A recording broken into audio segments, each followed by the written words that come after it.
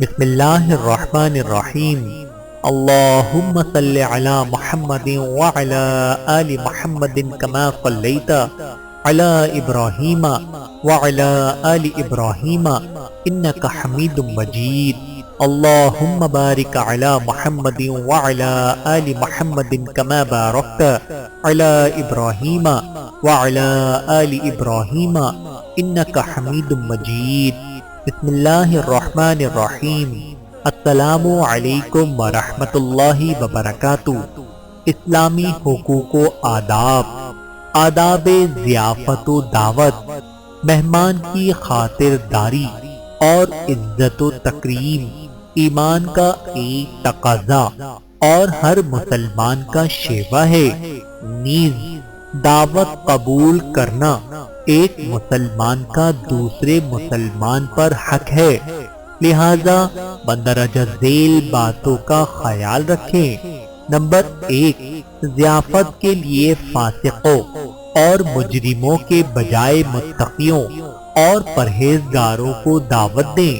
Number 2، ضیافت و مہمانی کے لیے خصوصی طور پر امیروں کو نہ بلائیں بلکہ فقیروں اور غریبوں کو بھی بلائیں۔ نمبر 3، دعوت قبول کریں اور بلا معقول عذر کے پیچھے نہ ہٹیں۔ نمبر 4، امیر ہو یا فقیر، قریبی ہو یا دور، ہر کسی کی دعوت قبول کریں۔ نمبر 5، ایک سے زیادہ دعوتیں آ جانے کی صورت میں پہلے کی دعوت پہلے قبول کریں اور بعد والے سے معذرت کر لیں، سوائے اس صورت کے کہ پہلا شخص اجازت دے دے۔ نمبر 6، روزے دار ہوں تب بھی دعوت قبول کریں، نفلی روزہ ہو تو روزہ توڑ دیں، قضا نہیں کرنا ہوگا اور روزہ نہیں توڑنا چاہتے تو دعوت میں حاضر ہوں اور داعی کو دعا دیں۔ نمبر 7، کھانے کے آداب کا لحاظ کریں۔ نمبر 8، اپنے میزبان کے لیے یہ دعا کریں، اللہم اطعم من اطعمنی واسق من سقانی۔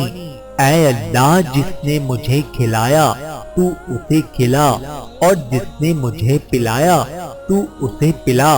یا یہ دعا کریں، افطر عندکم الصائمون وَأَكَلَ طَعَامَكُمُ الْأَبْرَارُ وَصَلَّتُ عَلَيْكُمُ الْمَلَائِكَةُ۔